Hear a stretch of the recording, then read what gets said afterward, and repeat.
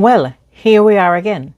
This week, thanks to a report from the Office of the Children's Advocate, we learned that Carl Robanske, the leader of a US-based charity who has been banned from interacting with minors in his home country, has been in Jamaica for many years with full access to minors in state care, and that Jamaica's Child Protection Agency knew about it and allowed it to happen anyway.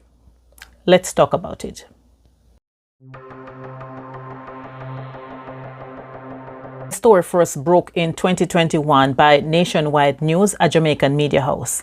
And at that time, they learned that Carl Robanske had admitted to having sexually inappropriate conversations with a minor in the US, and as such had his education certificate suspended. And he was not allowed to have interactions with minors. At that time, the Child Protection Agency in Jamaica said they were aware of the allegations against him and had been aware of these allegations since 2018. The Child Protection Agency defended its association with Robanske and said that they had taken into account the nature of the incident, whether it was a criminal conviction or professional misconduct, and the length of time that had elapsed since the incident had occurred. The Child Protection Agency.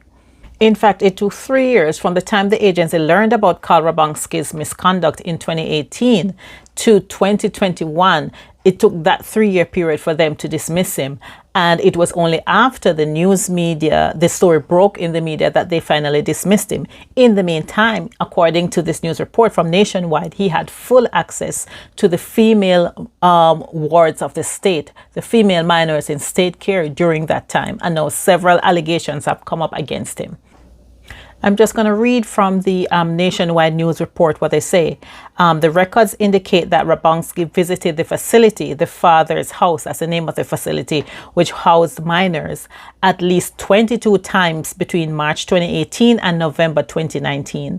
And during those visits, he often watched movies with the vulnerable girls up to 10 at night with the lights off.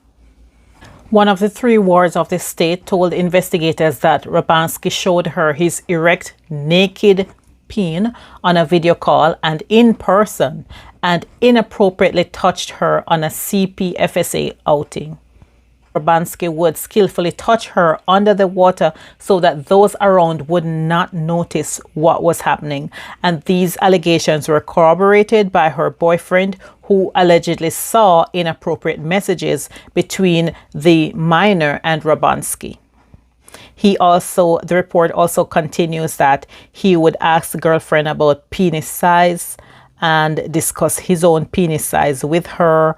And the boyfriend took screenshot of the messages and at one point confronted Robanske on Facebook. Again, I am so disheartened to learn that yet another accused molester of a light bright hue has been allowed to set up shop in a black majority country and repeat the process all over again. And we lay the red carpet out for him. We practically lay the red carpet out for this person to come in and do what he did. And after learning that this person had a checkered past, we brushed it off and said, okay, it's not so bad. There is something inherently wrong. There's something inherently wrong with a system that allows these male saviors to be coming in unfettered access to potential victims. They're not being vetted, and even when they are vetted, we don't see it as harmful. Other in their home societies, they have been deemed as harmful, but we, for whatever reason, let these light bright people come in and think that they are not. What is the issue? What is the issue we have with placing mayonnaise people on a pedestal? Mayonnaise people who have been deemed by their own people, have been deemed as reprehensible by their own people, have been deemed to be dangerous, to be a threat to minors. and we welcome them with a red carpet to come and take advantage of our children.